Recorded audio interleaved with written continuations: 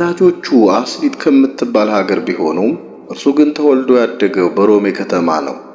አያቱና አባቱ ስራቸው አውሬ ማደን ስለነበር አንድ ቀን እንደ ልማዳቸው አውሬ ሲያድኑ ከገጸ ከለባት ወገን የሆኑ ሁለት ወንዶች አግኝተዋቸው የመርቆሬዎስን አያት በሉት። አባቱንም ሊበሉት ሲሉ የታዘዘ መልአክ ከለከላቸው። ዙሪያቸውንም በእሳት አጥሮ ከበባቸው።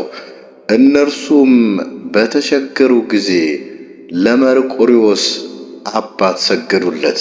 በዚያን ጊዜ እግዚአብሔር ፍጥረታቸውን ወደ ገራምነት ለወጠውና እንደ በጎች የዋሆች ሆነው አብረውት ወደ መንደር ገቡ። ከዚህ በኋላ ቅዱስ መርቆሬዎስ ተወለደና ስሙ ፒሉፓዴር ተባለ። የውሻ መልክ ያላቸውም በእርሱ ዘንድ ብዙ ዘመናት ኖሩ። ከዚህም በኋላ ክርስቲያኖች ሆኑ። የቅዱስ መርቆሬዎስም ወላጆች አስቀድመው አረማውያን ነበሩና የክርስትና ጥምቀትን በጸጋ ተቀበሉ።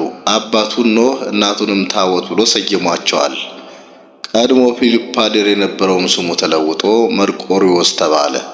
መርቆሬዎስ ማለትም የአብ ወዳጅ ማለት ነው። ዳግመኛም የኢየሱስ ክርስቶስ አገልጋይ ማለት ነው።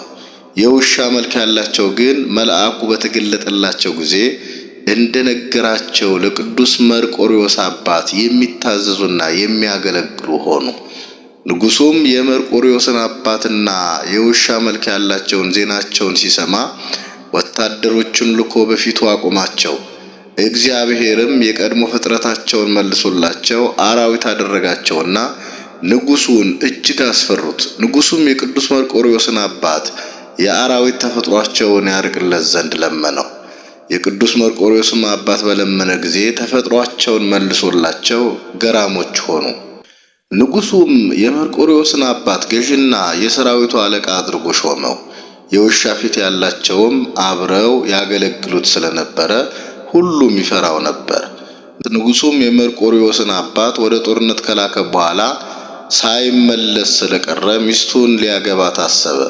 የመርቆሬዎስ አባትም የመርዶሳውያን አገሮች ሁሉ ገዢ በነበረው ንጉሥ ተይዞ ቢማረክም ገዢው ክርስቲያን መሆኑን አይቶ አከበረው። ቆይቶም በሀገሩ ላይ ሾመው።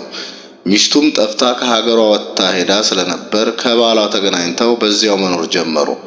መርቆሬዎስም አባቱና እናቱ ከሞቱ በኋላ ንጉሡ በአባቱ ፈንታ በመርዶሳውያን አገር ላይ ሾመው። መርቆሬዎስ መኮንንነት በተሾመ ጊዜ ገጸ ከለባቱ አብሮት ነበረ። ለመዋጋትም በወጣ ጊዜ የቀድሞ የአራዊት የሆነ ተፈጥሮውን እግዚአብሔር ይመልስለት ስለነበረ ማንም አይቋቋመውም ነበር። ለቅዱስ መርቆሬዎስ ታላቅ የድል አድራጊነት ኃይል ተሰጠውና ዜናው በሁሉም ሀገሮች ተሰማ። በሮሜ ሀገር ጣዖትን የሚያመልክ ዳኪዎስ የተባለውም ንጉሥ የበርበር ሰዎች ጋር ጦርነት ሊገጥም በወጣ ጊዜ እጅግ ሲበዙበት ፈራ። ቅዱስ መርቆሬዎስም በጦሩ መካከል የተሳለ ሰይፍ የያዘ የእግዚአብሔርን መልአክ ስላየ ንጉሡን እግዚአብሔር ያጠፋቸዋልና አትፍራ አለው። መልአኩም ሰይፉን ለቅዱስ መርቆሬዎስ ሰጠውና ጦርነቱን ድል ባደረክ ጊዜ እግዚአብሔርን አስበው አለው። ጦርነቱን ድል አድርጎ ሲጨርስም መልአኩ ድጋሚ ተገልጦለት ለምን የፈጣሪህን ስም መጥራት ረሳህ አለው። ከጦርነቱ በኋላ ንጉሥ ዳኪዎስ ለጣዖታቱ ዕጣን በማሳረግ በዓልን አደረገ። ቅዱስ መርቆሬዎስ በዚያ ስላልተገኘ ለጣዖታቱ ዕጣን በማሳረጉ እንዳልተባበረ ንጉሡ ሲያውቅ መልእክተኞቹን ልኮ አስመጣው። ንጉሡም ከኔ ጋር ለምን አታጥንም ባለው ጊዜ ቅዱስ መርቆሬዎስ ትጥቁንና ልብሱን አውልቆ ከወረወረለት በኋላ ክብር ይግባውና አምላክ ኢየሱስ ክርስቶስን ፈጽሞ አልክደውም፣ ለረከሱ ጣዖቶችም አልሰግድም አለው።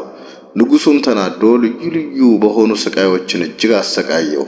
ንጉሡም ስለ መርቆሬዎስ ብለው የሀገሩ ሰዎች እንዳይነሱበት ፈርቶ በብረት ችንካር ቸንክሮ የቀጰዶቅያና የእስያ ክፍል ወደ ሆነች ወደ ቂሳሪያ ከደብዳቤ ጋር ላከው። በዚያም እጅግ ካሰቃዩት በኋላ ንጉሡ ዳኪዎስ እንዳዘዘ ህዳር 25 ቀን አንገቱን በሰይፍ ቆረጡትና የሰማዕታትን ተጋድሎውን ፈጸመ። የሕይወትንም አክሊል ተቀዳጀ። በዓለም ሁሉ አብያተ ክርስቲያናት ታነጹለት።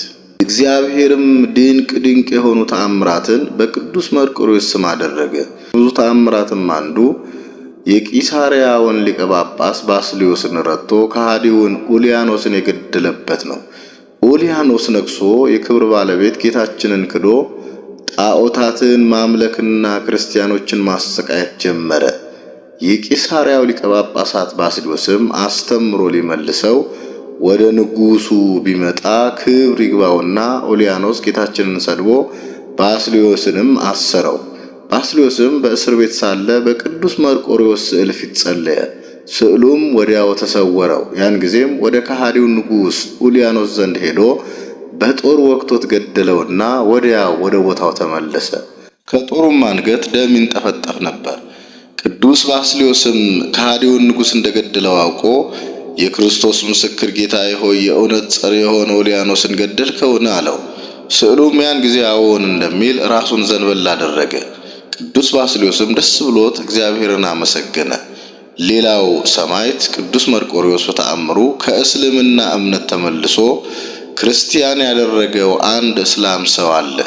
ይኸውም የቅዱስ መርቆሬዎስ ቤተክርስቲያን በተሰራችበት በምስር ሀገር የሚኖር ከመሳፍንት ወገን የሆነ ወጣት ነበረ። ከብዙ ሰዎችም ጋር ሆኖ ወደ መሐመድ መቃብር ለመሄድ እንዳሰበ ለአባቱ ሲነግረው ስንቅ ሰንቀው በሰላም ወደ መካ መዲና ሸኙት። መካ ደርሰውም ስራቸውም ፈጽመው ወደ ቤታቸው እየተመለሱ 7 ቀን ተጓዙ።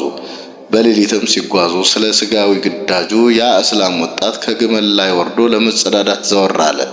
እርሱም አብሯቸው የሚጓዝ መስሏቸው ስለነበር ባልንጀሮቹም በበረሃ ውስጥ ተውት ሄዱ።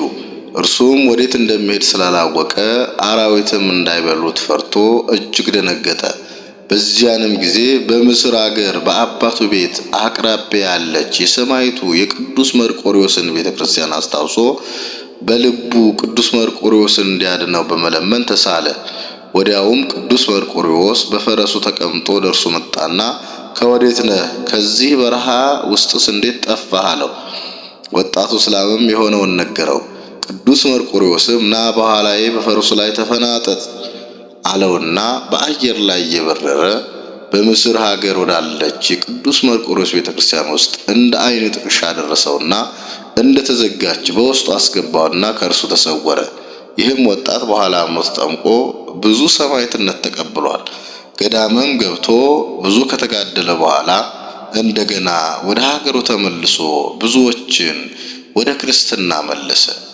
የሰማዕቱ የቅዱስ መርቆሬዎስ አማላጅነትና ተራዳኢነት ከሁላችን ጋር ይሁን፣ አሜን።